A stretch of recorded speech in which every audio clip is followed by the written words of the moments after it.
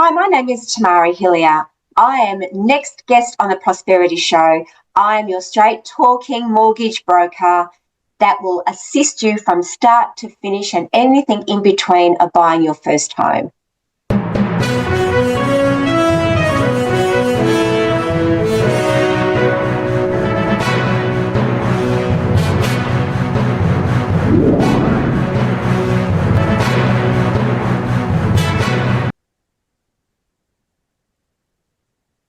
Ladies and gentlemen, welcome to yet another exciting episode of the Online Prosperity Show. I'm your host, Prosper Taruvinga. And for those that are joining us for the very first time, this is the #1 hub for exclusive insights into the people and methods that are shaping financial success. Now, today, we are diving deep with someone who's turned decades in finance into a mission, where she is out there to help first home buyers and those that are downsizing not just get a loan, but actually live their dreams. Now, Tamara, how are you doing today?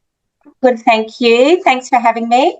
Absolutely. Well, the pleasure is all mine. If only people knew what we had to go through in order for us to be able to record this, then they would really appreciate this particular episode. But before we jump into anything fun, have you got something you wanted to let us know? I just want to know that this is just a general conversation.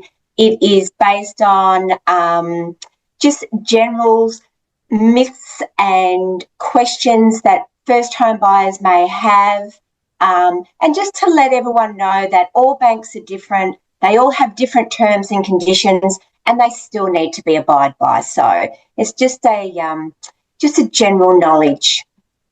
Absolutely. And thank you so much for that, Tamara, because obviously, with the way things are going on in life, people really need to have an understanding of the kind of information that they are receiving. And I'm assuming people that watch and listen to the Online Prosperity Show are adults and they can make their own decisions. Now, for those that are tuned in, today's guest is the wonderful Tamara Hillier of TAH Broker PTY Ltd, who works alongside Aussie Home Loan. She will be explaining to us how that actually works. So she is a mortgage broker with nearly 30 years in financial experience, and she's accredited across residential, commercial, asset finance, and also working right here in the northern suburbs of Melbourne. I could have just gone across the road and had a conversation with her, since we're just practically neighbors. But hey, it defeats the purpose of creating content like this on the Online Prosperity Show. So in this episode, Tamara is going to take us on her journey from teller to mobile home finance manager, and also now a trusted and honest broker, and also who is feared by shoddy dealers out there and loved by grateful clients. And we'll uncover all the lighthearted moments and how her journey came to what it is today. And I'm hoping that by the end of this, you'll see why Tamara isn't just a broker, but a guide and a cheerleader, and also maybe someone who actually whispers the loud things that are supposed to be, that we already are talking about, but didn't have a voice for them. And I'm hoping you're going to settle in, because we are going to go on a journey like no other. Now, Tamara, I could go on and talk about things that I'm not even qualified to even talk about. Take us a little bit back to your teller days. What's the one thing that you actually remember the most about those days, and what do you miss about that? Oh, they were a lot different to what they are now. The branches were a lot bigger, and there were so many more tellers in a branch now. There used to be lines of us, and they were all 18, all straight out of school, and it was a lot of fun. Oh, I can imagine. And I remember walking into a bank, and even if there was no people in there, you'd have to go through the lines, in zigzag like this. I guess you Yes, guys were doing that on purpose just to laugh at people, watching them walk all the way yes, to we were like sheep. yeah. So pension day was very fun. Absolutely. So you did mention you were young when you sort of started. Was Straight out of banking? school. Yeah, Yep, was straight out of school, did year 12 and joined the bank because my mother said it's a great career because you only work 9 to 5 and you have a heaps of bank holidays. And that's so not true anymore. wait a minute. They call them bank holidays. Is it because They the people did. from the banks go to the holidays? Is it? Yes, yeah. They used to have separate bank holidays. Absolutely. Mm. Great stuff. But was it as expected when you showed up in these banks then? Well, I didn't expect it. I was always very curious with maths and figures, and it was really great because you got to meet a great, um, a variety of different customers from every walks of life, and so yeah, it was great. You got to meet a lot of people. You had a lot of laughs, and yeah, it wasn't really like working. It was good fun. I can imagine because usually people come to the bank when they're excited, and when people see money, you see a brighter side to them. So I can only imagine your days would have been filled Mm. with And things. you got to know regular people that came in on a regular basis. Yeah. So it became more of a friendship as well. And I started out in a branch that was in a shopping centre in Broadmeadows. Right. So a lot of the shop owners would come in and do their banking. And then at lunchtime, if you went out, they'd say hello. And it was very friendly, But very friendly. obviously, during those times, technology sort of started coming in, and I think the role of the teller started to dwindle. Or was it just the banks wanting to move people towards the sort of technology? Yeah, it was a cost cutting, and obviously the banks had to keep up with all the technology. They realised that a lot of people were doing a lot of their banking online. So slowly after the years, they closed a lot of the branches down. They moved a lot of the tellers out to different departments. So And I was even lucky enough to get a transfer interstate with the bank. great stuff. Where did work take you? To Perth. Oh, I can imagine. That Mm. is amazing. But throughout this time, I mean, obviously, maybe due to the way the banking system was working, you actually climbed then from being a teller to being a mobile home finance Yep, manager. yep. And that obviously speaks to your need to sort of connect with people at a personal level than just being, an order taker or things like that. Is that Yes. a correct assumption? Well, that was one of the things that the banks actually encouraged you to do was to work up to work your way up the hierarchy, to get from being a teller to what they used to call a supervisor, and then to a branch manager, and then to diversify yourself out to different departments, into lending. And that's where I found myself going into the lending field, which was more of the one-on-ones with customers, and you connected more, and it was more emotional, and you felt part of the journey with them. You actually walked with them and guided them and was there, like you said, a cheerleader for them if they ever came across any uh, brick walls or blocks in the road, by getting them to be where they wanted to be. So yeah. So I really enjoyed that part, and I still do. Absolutely. And thank you so much for that. Because, when somebody takes out a loan or goes on a path to get into real estate, that is one of the biggest transactions It's a they'll ever very have to. emotional, yes. It's one of Mm, the biggest decisions that someone is going to make, and it's really scary. There is a lot of people that just assume that if they come and talk to a mortgage broker that they're signing their life away, but we're there to assist clients. You don't pay for our service. Being a mortgage broker, we're free. You know, we get our wages from the bank. So we also need to make sure that the clients are doing the right thing by themselves. We are always taught, encouraged, well, I was at the age of 18, to ask the customers what they want to do. Never force them into doing anything. If they weren't ready to buy a house, then they're not ready to buy a house. That is fine. You do not have to get a mortgage if you don't want to, but you need to find someone like myself that will help you in the transaction. It's a marathon, not a sprint, buying a house. It is slowly, baby steps. Thank you so much for that sort of elaboration, because so many people are sort of cajoled or coaxed into this whole buying a property because it is a good thing to do. I mean, you know, taking from where we started with your story, your mom told you the bank was the best way to go. And I believe some parents also tell their kids, get a job, get a house, and move on. And with that sort of pressure, I believe it is your role now to really show them what options they have.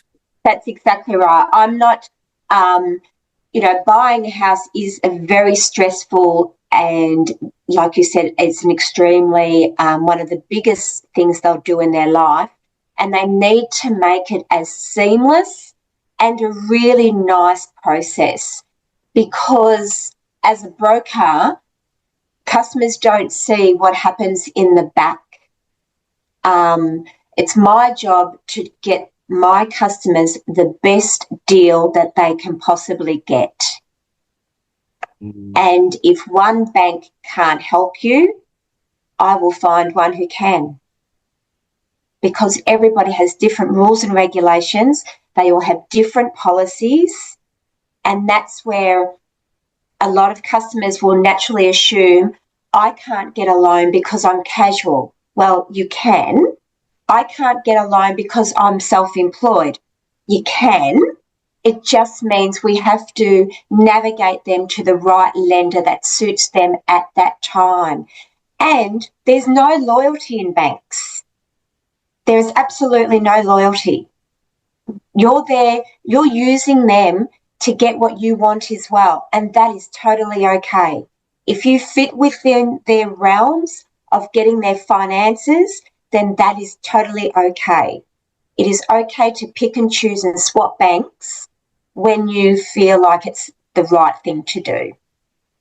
So what I'm hearing here, Tamara, is if you maybe if a person has tried by themselves to maybe get a loan, and if they come to somebody like yourself, you have different options that they can go to, because so many people are told no just based on their circumstances, and that now becomes a life order for them, and they'll never maybe. A lot of people put their walls up and just will bank bash, and they'll say the bank won't give me money. Well, one bank might not give you as much as you want, but another bank can. So as a broker, my job is to give you options. At the end of the day, you're still making the decision. It's still the customer's decision. As a broker, I'm there to guide you in what is right for you at this time. You know what I like about that is, if you're just maybe getting started, and like you said, you were working in a bank in Broadmeadows, that's what people know around them, that particular bank. And if that bank has said no, that doesn't mean the end of the world. Now, I know your passion is helping first home buyers and people that are sort of downsizing. What is it about these types of people that really, appeals to you? First home buyers are fabulous. I love first home buyers because it feels like you're actually buying the house with them. It's also a bit of a mother figure as well that I have. it's a dark world out there when it comes to finance and real estate, and I'm there to try and soften it a bit, but also to be their support mechanism as well. If anyone has the simplest, littlest, dumbest questions and they get embarrassed to ask you, well, that's what I'm there for. You know, I'm there to say, hey, it's okay if you ask what is people offering on this particular property. It's my job also to assist in every other grant that a first home buyer can get. Some first home buyers don't even think they're entitled to get a loan because they might only have $10,000 in their bank account. You can still get a loan. There are so many grants out there that help first home buyers get into the market. Now, it's their first home, not their forever home. So if you have to buy a 1-bedroom or a 2-bedroom apartment and it's not so pretty, but that's okay. This is your first home. This is where you start and then you build from there. You know what I like about that? It literally takes the shoulder off of people's the weight off people's shoulders, because half of the time when people think they're going to do a property transaction, they feel like they actually have to go for their forever home. And knowing the property prices in big cities, some of those prices are not within the reach of maybe a lot of the first home sort of buyers, or people will overcapitalize on a product. So what are sort of some of the things that you advise first home buyers to do in order to actually get prepared to maybe just get into the market? They would have to, obviously, the pre-approval stage is a great stage. Even if it's just a general conversation with myself, Tamara, how much can I borrow? That's the number one, where to start. How much can I borrow? Do you have a deposit? How much deposit do you have? Is that enough to buy your house? Do you need to save a little bit more? How much do I have to save? So it's the borrowing capacity is the first and foremost biggest question, and then you go from there.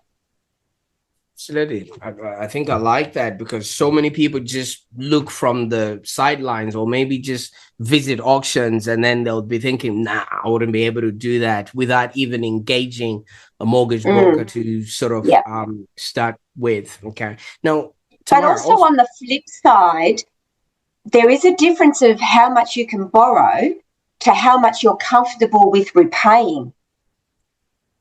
In some cases, a bank will say you can borrow $500,000. And if I say to a customer, you can borrow $500,000, they'll go, oh, no, I don't want to borrow that much money. They don't have to. It's okay to say, no, I don't want to borrow that much money. Some people actually determine their loan by how much they tell me they're comfortable with repaying. Right, because obviously there's that fear of getting yourself into some sort of debt. Maybe you can elaborate on that, because that fear is some real. People, you still have to live. When you buy a house, you still have to live. It's not worth getting into a mortgage if you can't enjoy your life. So if I said to you, Prosper, you can borrow $1 million, you go, forget it, because my repayments will be over $5,000 a month, and that's not happening. So then I'd say, okay, Prosper, how much do you want to pay? So if you say, well, I'm comfortable with maybe $3,500 per month, then guess what? You're borrowing less, which means that you're also buying for less, but you're determining how much you're borrowing. You are still the ruler of where you're going. You are determining how much you borrow and your lifestyle. I'm not throwing money at you, and I'm not overcommitting you. You are still getting the final say. I'm just guiding you.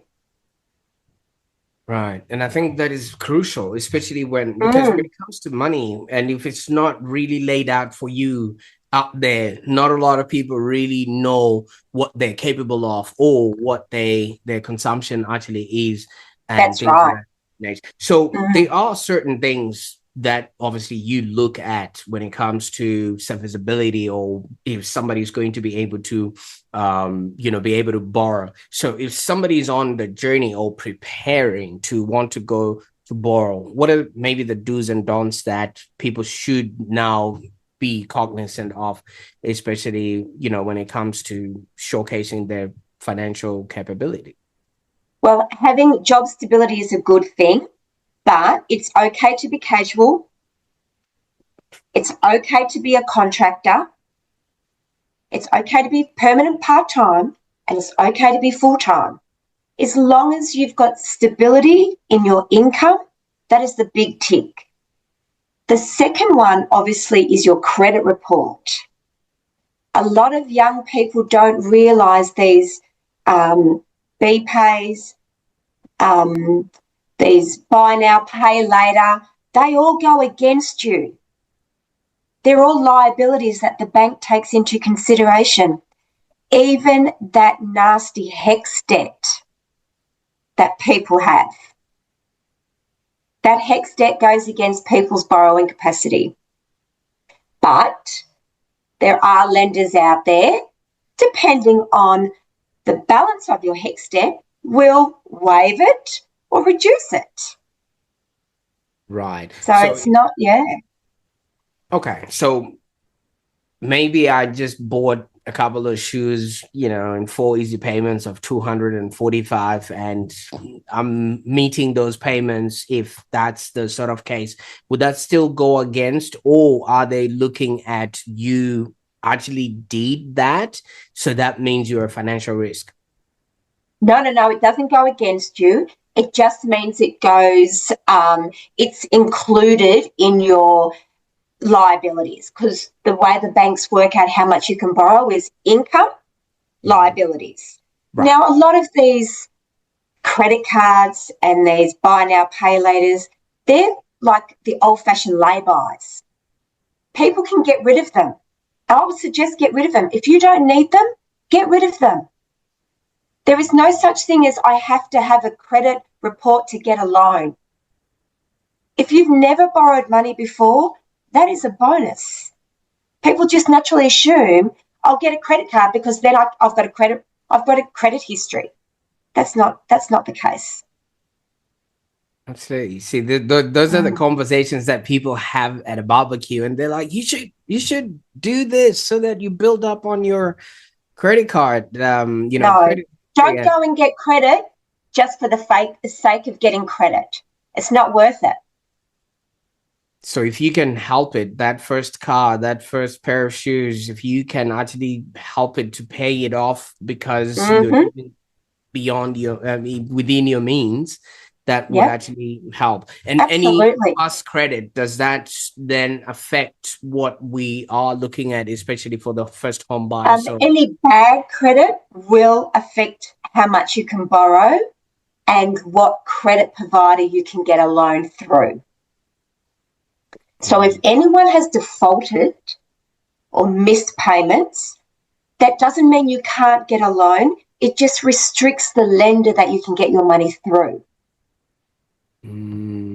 Now, Tamara, you help all sorts of people, from these young buyers and the people that are actually downsizing, and there's a lot of emotion involved in that. You need to come with like some sort of a psychology degree or some sort of counseling, background in order for you to, because these are stories that a lot of people will actually come and break down.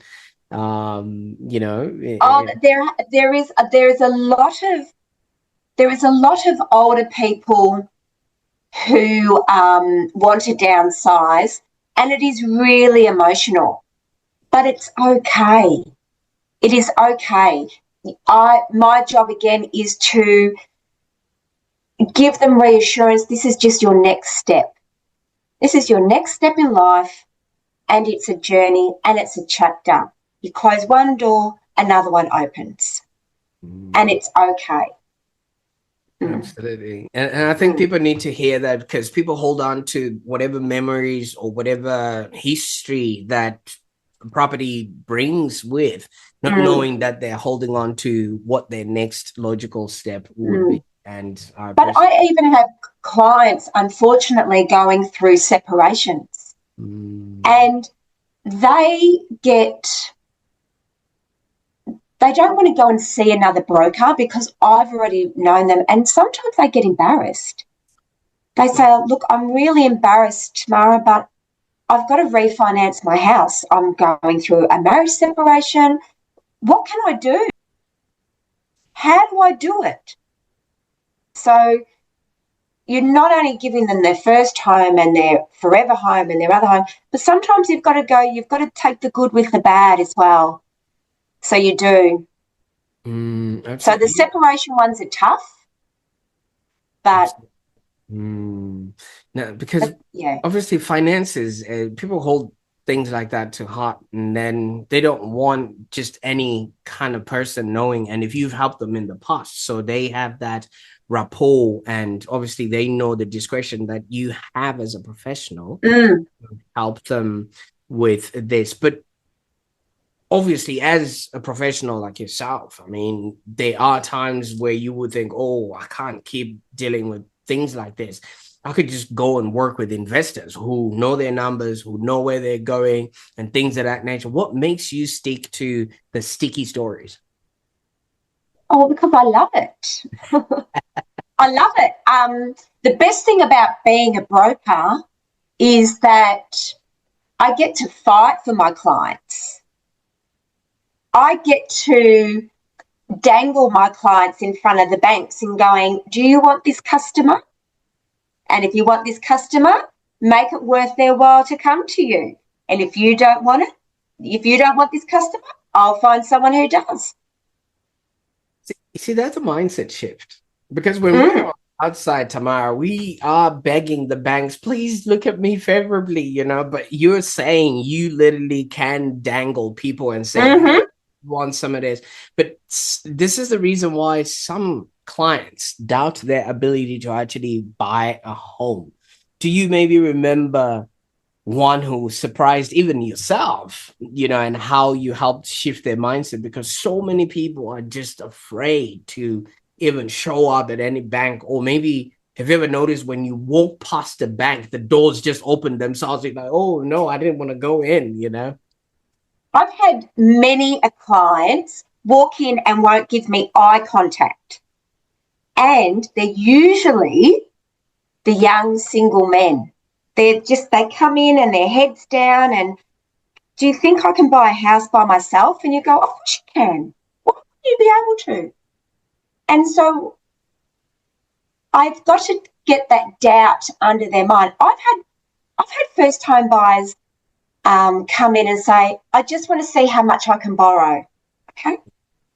I'm not looking. I just want to know how much I can borrow.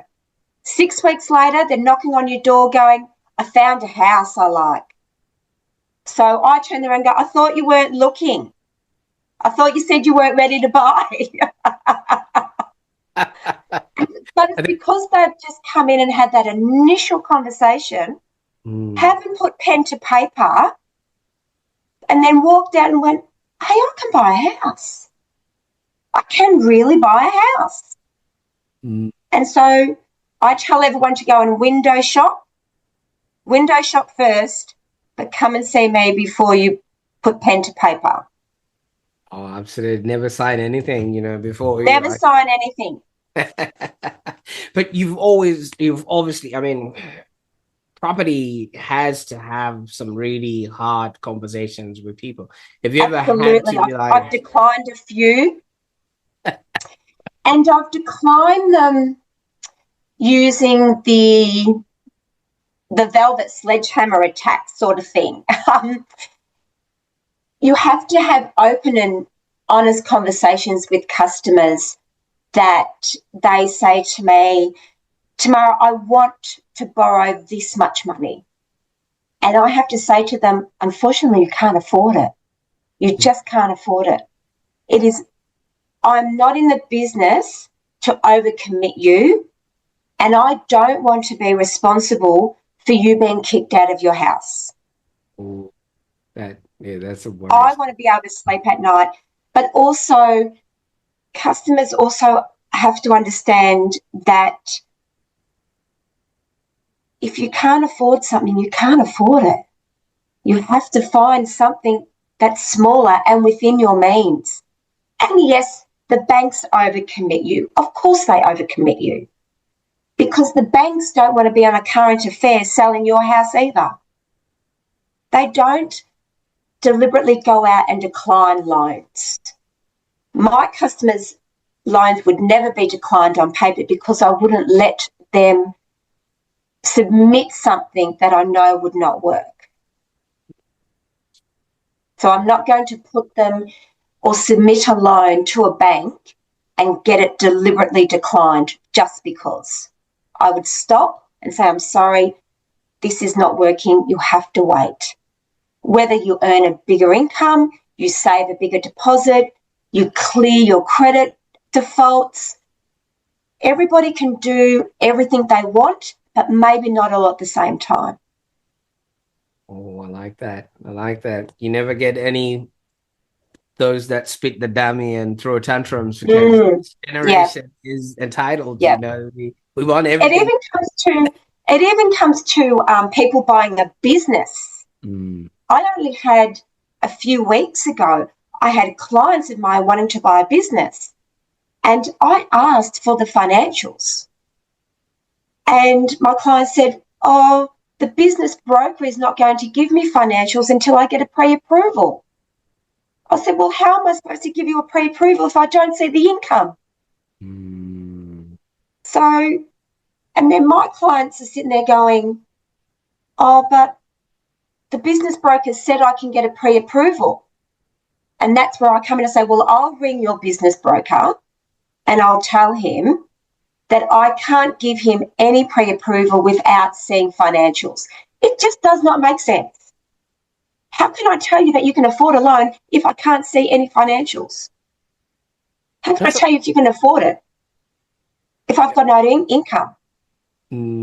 That's a different level of honesty, Tamara, because any other broker would have been like, we'll make it happen, and I think you don't do the hard sell at all. No, It's like honesty over hard sell, and I think that's the that's right. approach that really has gotten you to stay 30 years in business. But do you ever think or wonder if being too nice really maybe costs you business, or how do you then balance that?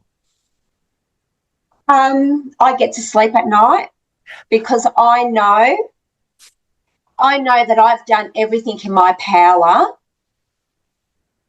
above board. I still have rules and regulations too I have to abide by. I've got a credit license that I cherish very closely. I do not want to do anything that I'm going to jeopardize that. So, unfortunately,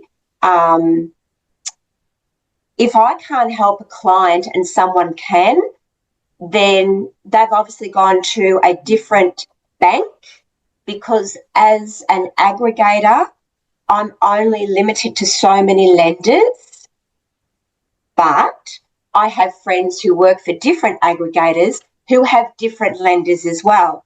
So if I can't help you, I'll find someone who can.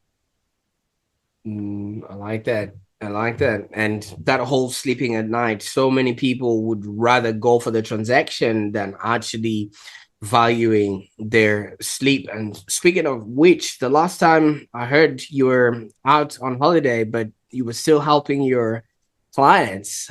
Yes.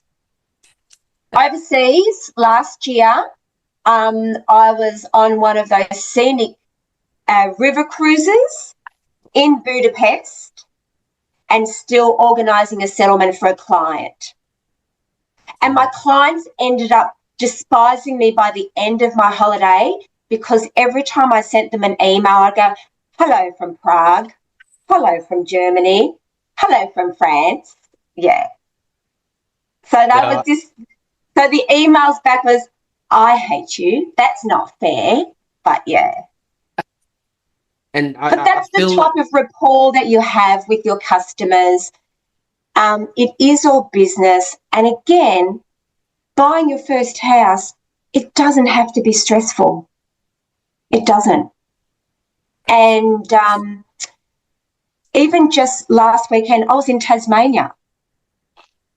I'm sitting in Hobart and I've got a settlement happening at, 2:00 on the Monday, and I'm doing work and the conveyance is doing work, and we're fighting with the bank, but the customer does not know.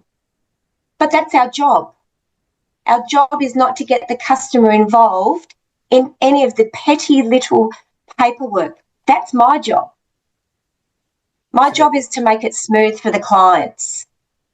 Oh, wow. So the customer just feeds the duck, and the duck seemingly That's right. is gliding in the water. Feeding the duck with Mm. bread is all the paperwork that's needed. Mm. The duck glides through the water, but behind the scenes, there's a lot of peddling going on. And There is. And I think that's also, I've been out of the banking for a number of years at the moment, but I know that their home specialist roles, some are better than others. But when you go to your own bank, you only have one product. So if you go to the Commonwealth Bank, you only have what the Commonwealth Bank offers. You come to me, I've got Commonwealth, Westpac, ANZ Bank, I've got the NAB, I've got non-conforming lenders, I've got smaller banks, and the smaller the bank, the lesser the rate, because they've got less overheads. So it's... Right. So if somebody's listening right now and thinking, oh, I need somebody like Tamara in my corner, first of all, how do I reach out? But what do you want the listener to know before they actually pick up the phone and call you, Tamara? Well, don't be scared to pick up the phone. Don't. Everybody has to start somewhere. Everybody needs to know how much they're entitled to. Everybody needs to know how it actually works. You do not have to buy a house today to find out what information you need. I have worked with clients for over 12 months. Can I buy a house here? How's it going? No, I'm still looking. I've stopped looking. 6 months later, they've come back and went, I've started looking again, Tamara. It's a journey. Unfortunately, you're a person in my eyes, not a transaction. It's fine. And brokers, we work all the time, and that's okay, because I don't mind. I would rather a customer ring me on a Sunday afternoon and go, Tamara, I've just got this quick question. A 2-minute phone call, I can ease their stress for that whole weekend. Oh, I can imagine. It's just, yeah. Absolutely. You're a partner in crime with them. Great. And what's the best way that people can get a hold of you there, Tamara? Well, I'm situated in Northcote, but they can always just give me a ring. I've worked from the office, the Aussie office in Northcote High Street, the Central Plaza, I think it's called. And, they can just give me a holler and go on the website. It's easy. Absolutely. Or they can look me up in LinkedIn. Absolutely. Definitely. I'll make sure that they will follow the links that we showcase in show notes below. Now, Tamara, I mean, your life story and your experience have so much value for a lot of people that are just sitting on the sidelines. And the fact that your whole life in this game is over 3 decades long, which is an equivalent of a mortgage. So you literally have paid your dues now, haven't you? I have. If it was a mortgage. That's right. I'm the human loan. Yeah. You can literally tell people what it looks like. This is what 30 years. And I'm interest-free. I'm interest-free loan. I like that. I like that. Now that you've obviously shown us, your fun side and your human side, what's next? What can people, now that they're in your world, what can they expect and be excited about that either you're working on or a holiday you've got lined up that they might just drool over themselves, and what's in the Well, future? personally, I've just got rid of my two teenage kids, which is great. My Did- daughter is over in America and my son's studying in Canada, so wow. that's good. Mm, Absolutely. yeah. But career-wise, I still love doing what I do. It's just, yeah, it's challenging, but it's fun. Yeah. Absolutely. And there's nothing better than seeing people buy their first home. And you do become their friends and you get so excited for them. Oh, I can imagine. I can imagine. Now, Tamara, you do sound like somebody who's going to be needing a downsizing, consultant or somebody that can help them with that, given that you've emptied your nest. I know a girl. Would you want me to give you a recommendation? I'm happy for the peace and quiet in the house. I did tell the children I'd change the locks, but now then I'd sell and I'd move to Italy.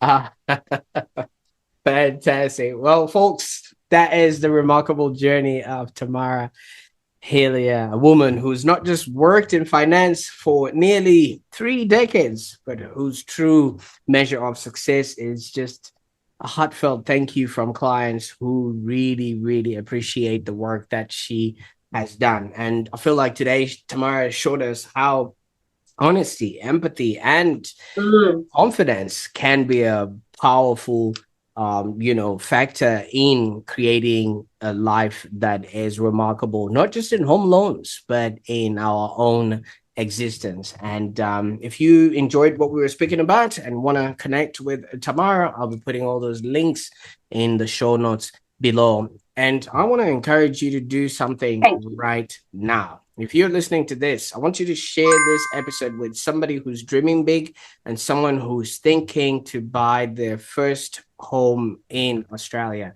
And if they're stuck with maybe finance or life or decision paralysis, I think Tamara will be the best person to have a chat with them.